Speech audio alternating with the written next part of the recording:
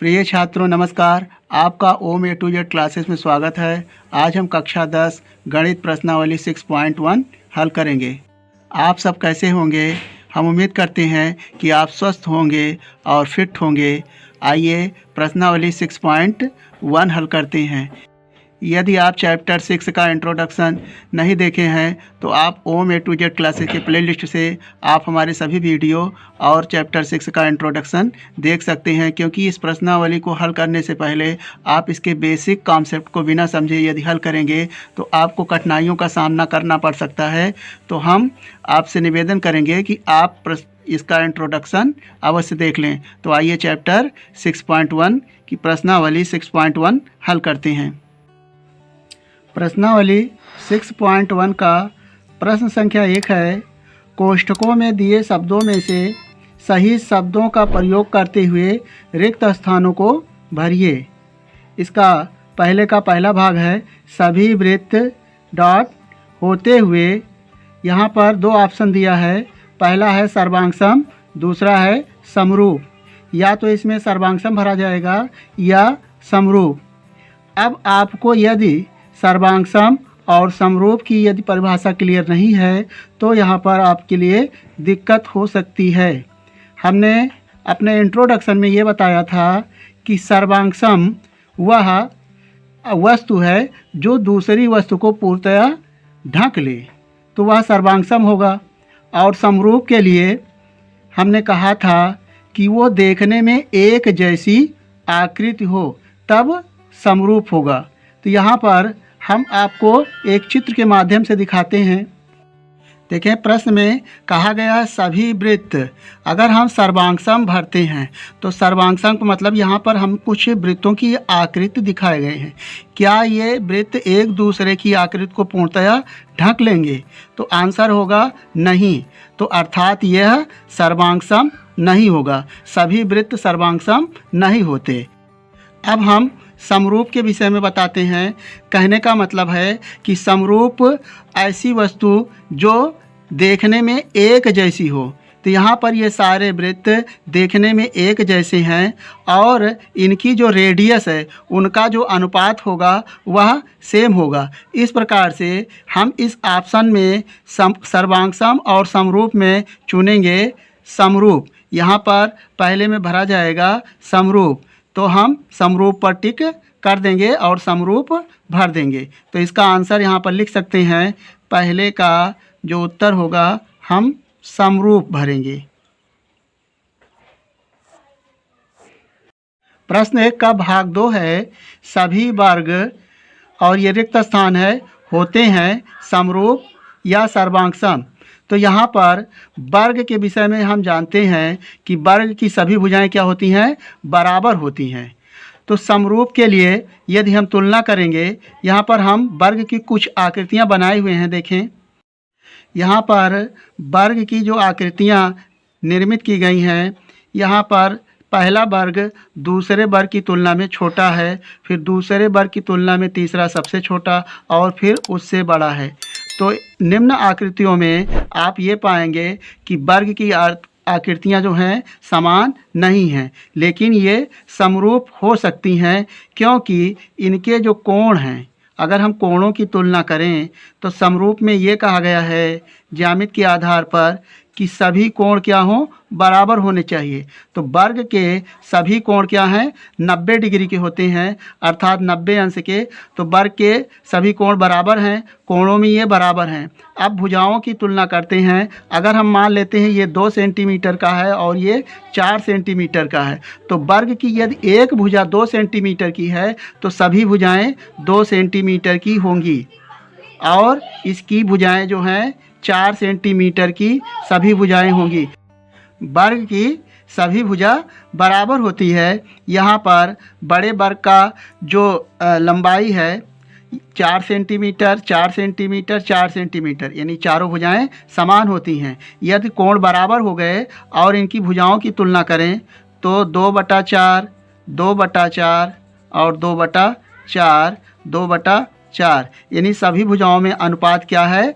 बराबर है। इस प्रकार से यह समरूप त्रिभुज हुआ। समरूप त्रिभुज की परिभाषा में बताया गया है कि संगत कोण बराबर होते हैं और उनकी संगत भुजाओं में अनुपात बराबर होता है। यदि वर्ग छोटा है या वर्ग बड़ा है फिर भी वो समरूप होंगे। तो यहाँ पर हम ऑप्शन में देखेंगे सभी वर्ग समरूप होते हैं, हम समरूप पर टिक लगाएंगे और इसका उत्तर लिखेंगे समरूप। सर्वांग नहीं हो सकते क्योंकि सभी वर्ग एक आकृति को ढक नहीं सकते हैं, क्योंकि वर्ग की जो लंबाई चौड़ाई के अनुसार है वह छोटा बड़ा है, तो यह सर्वांग नहीं है, समरूप है। अब नंबर 3 पर चलते हैं।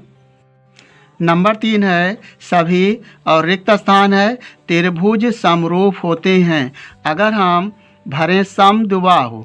कहने का मतलब सभी समद्विबाहु समरूप होते हैं और सभी समबाहु त्रिभुज समरूप होते हैं। सबसे पहले हम जानेंगे परिभाषा समद्विबाहु की। हमने अपने इंट्रोडक्शन में समद्विबाहु की परिभाषा और डिफिनेशन इनका बताया हुआ है, आप फिर से जान लें। ऐसा त्रिभुज जिसकी दो भुजा बराबर होती है वह समद्विबाहु होता है, और समबाहु वह त्रिभुज जिसकी सभी भुजाएं बराबर हो, समान हो, समबाहु कहलाता है। तो यहाँ पर हम समरूपता की जो चर्चा करेंगे, आइए चित्र देखें इसका।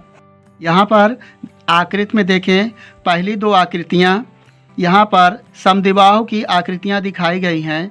समद्विबाहु में दो भुजाएं बराबर हैं और दूसरे त्रिभुज की भी दो भुजाएं बराबर हैं। यहाँ पर इसका आधार 4 सेंटीमीटर है और इसका आधार 2 सेंटीमीटर है। अगर हम ज्यामिति के आधार पर तुलना करें तो इसका कोण और इसका कोण भी बराबर नहीं है। यहाँ पर भुजाओं के सामने का कोण और ये कोण बराबर हैं, लेकिन इनकी जो भुजाएं तीनों हैं वह सम अनुपातिक में नहीं हैं, अर्थात कोण तो बराबर भी नहीं है और भुजाएं भी सम अनुपातिक में नहीं हैं, अर्थात ये समद्विबाहु त्रिभुज नहीं हो सकता। अब देखते हैं समबाहु त्रिभुज। हमने परिभाषा बताया है कि समबाहु त्रिभुज ऐसा त्रिभुज जिसकी तीनों भुजाएं बराबर हैं। तो यहाँ पर तीनों भुजाएं समबाहु त्रिभुज के जो तीनों कोण होते हैं वो 60 डिग्री के होते हैं। तो कोण तीनों के बराबर हैं, 60 डिग्री, ये 60 डिग्री इसका, तो कोण बराबर हुए और भुजाएं भी समानुपात में हैं, यानी अनुपात इनका बराबर है। इस प्रकार से हम कह सकते हैं कि समबाहु त्रिभुज समरूप होते हैं। तो यहाँ पर हम भरेंगे नंबर 3 में, क्या भरेंगे? समरूप नहीं, समबाहु। उत्तर जो दिया गया है यहाँ पर फिर एक बार देख लें। तीसरे में सभी रिक्त स्थान त्रिभुज समरूप होते हैं, तो हम भरेंगे समबाहु। यहाँ पर हम भरेंगे समबाहु और इसका उत्तर समबाहु होगा। अब नंबर 4 देखें। नंबर 4 है भुजाओं की समान संख्या वाले दो बहुभुज समरूप होते हैं यदि नंबर 1 है उनके संगत कोण और ये रिक्त स्थान है हों। नंबर 2 है उनकी संगत भुजाएं रिक्त स्थान है हों और बराबर समानुपाती। इस रिक्त स्थान में हमें या तो भरना है बराबर या समानुपाती, और दूसरे के लिए इन दोनों ऑप्शनों में चॉइस करके एक दूसरे में भरना है। तो सबसे पहले हम यहाँ पर समरूप त्रिभुज की या समरूप बहुभुज की परिभाषा जानते हैं।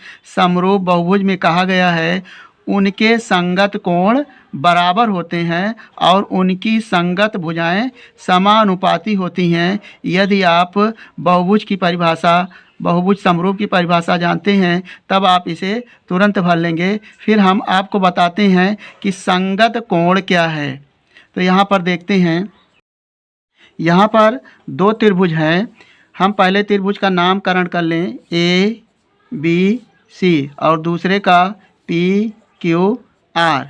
अब यहाँ पर देखते हैं संगत कोण, यानी ए और पी ये क्या है? संगत कोण है। आप इसे इस प्रकार इसे निरूपित भी कर सकते हैं, ए और ये बी के संगत है, दोनों तरफ एरो का चिन्ह बना देंगे। इस प्रकार हम इसे दर्शाएंगे। इसका मतलब है कोण ए कोण बी के संगत है।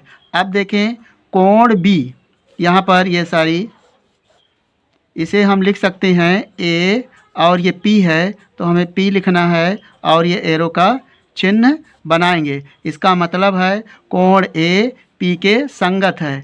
अब बात करेंगे कोण बी और कोण क्यू, ये भी संगत है यहाँ पर और बराबर है, तो कोण बी और कोण क्यू एक दूसरे के संगत हैं। इस प्रकार हम इसे दिखा सकते हैं।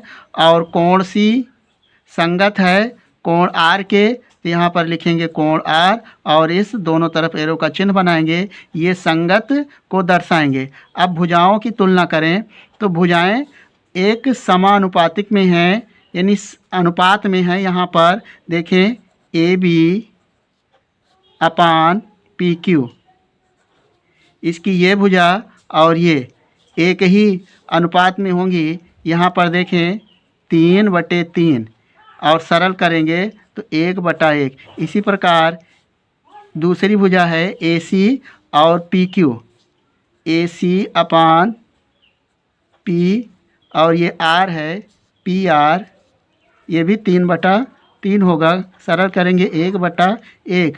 और इसकी तीसरी भुजा है बी सी, यानी आधार आधार से तुलना करेंगे क्यू आर, ये संगत भुजाएं हैं 3/3। तो हम देखते हैं कि तीनों भुजाओं में जो अनुपात है वह अनुपातिक है और बराबर है। अतः स्पष्ट है कि संगत कोण बराबर होते हैं और उनकी भुजाएं समानुपाती होती हैं। तो इस तरह से हम यहाँ पर ऑप्शन में अब भर सकते हैं। संगत कोण पहले के लिए है उनके संगत कोण, यहाँ पर पहले के पहले में ही भरेंगे बराबर, यहाँ भर देंगे बराबर। और नंबर 2 उनकी संगत भुजाएं समानुपाती हैं, यहाँ पर नंबर 2 के लिए समानुपाती भर देंगे। यह चौथे का हल हुआ। अब दूसरा देखें इसका भाग। प्रश्न 2 है निम्नलिखित युग्मों के 2 भिन्न भिन्न उदाहरण दीजिए। पहला है समरूप आकृतियाँ और नंबर 2 है ऐसी आकृतियाँ जो समरूप नहीं हैं। तो यहाँ पर हमें उदाहरण देना है समरूप आकृतियाँ का।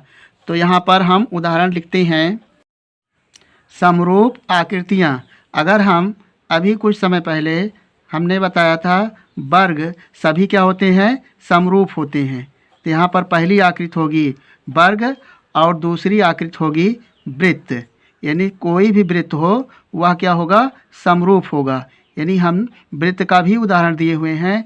वर्ग समरूप होगा सभी और वृत्त भी सभी समरूप होंगे। तो यहाँ पर समरूप आकृतियाँ का 2 उदाहरण हुआ। अब नंबर 2 में देखें, नंबर 2 के लिए है ऐसी आकृतियाँ जो समरूप नहीं हैं। तो यहाँ पर हम मान लें आयत, आयत की लंबाई बराबर होती है और चौड़ाई बराबर होती है। अगर आयत वर्ग की तुलना की जाए तो वर्ग की चारों भुजाएं तो बराबर होती हैं, लंबाई में अगर तुलना करेंगे तब भी बराबर नहीं होगा और चौड़ाई में। तो इस प्रकार से ये समरूप आकृतियां नहीं हैं आयत और वर्ग। यानी आयत इस प्रकार बनाएंगे और वर्ग ये है, तो ये दोनों एक दूसरे से भिन्न हैं, देखने में एक जैसे नहीं हैं। इस प्रकार से ये समरूप नहीं हैं।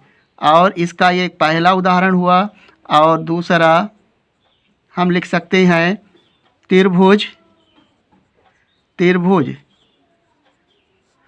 क्योंकि त्रिभुज जो है एक समद्विबाहु त्रिभुज, विषमबाहु त्रिभुज और समबाहु त्रिभुज, इस प्रकार से हम ये कह सकते हैं कि त्रिभुज भी आकृतियाँ समरूप नहीं होती।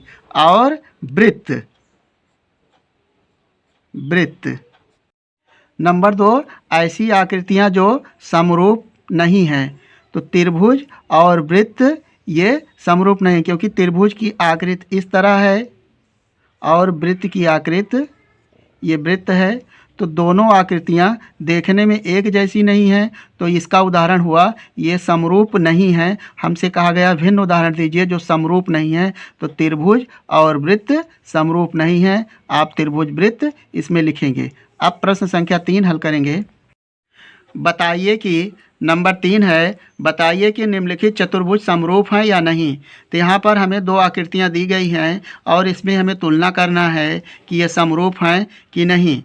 हम ज्यामिति के आधार पर इनकी तुलना करते हैं। सबसे पहले हम कोणों के आधार पर हम तुलना करेंगे। तो यहाँ पर देखें डी का संगत कोण है ये यस है तो यहाँ पर ये यस कोण जो है डी तो 90 डिग्री का है, लेकिन यस 90 से अधिक है, तो कोणों की तुलना करते हैं तो यह समरूप नहीं है। अगर एक ही में ही फेल हो जाते हैं तब इसकी आकृति समरूप नहीं होगी। आइए भुजाओं की तुलना करते हैं। भुजाओं में 1.5 है, इसका भी 3 है और इसमें 1.5 है, तो भुजाओं में तो ये यानी जो है समानुपाती का पालन करेंगे, लेकिन कोणों में ये बराबर नहीं है। इस तरह हम कह सकते हैं कि ये समरूप नहीं है। तो इसमें हम सिर्फ नहीं पर टिक लगाएंगे और उत्तर में नहीं लिख देंगे। बस इतना ही इसमें करना था।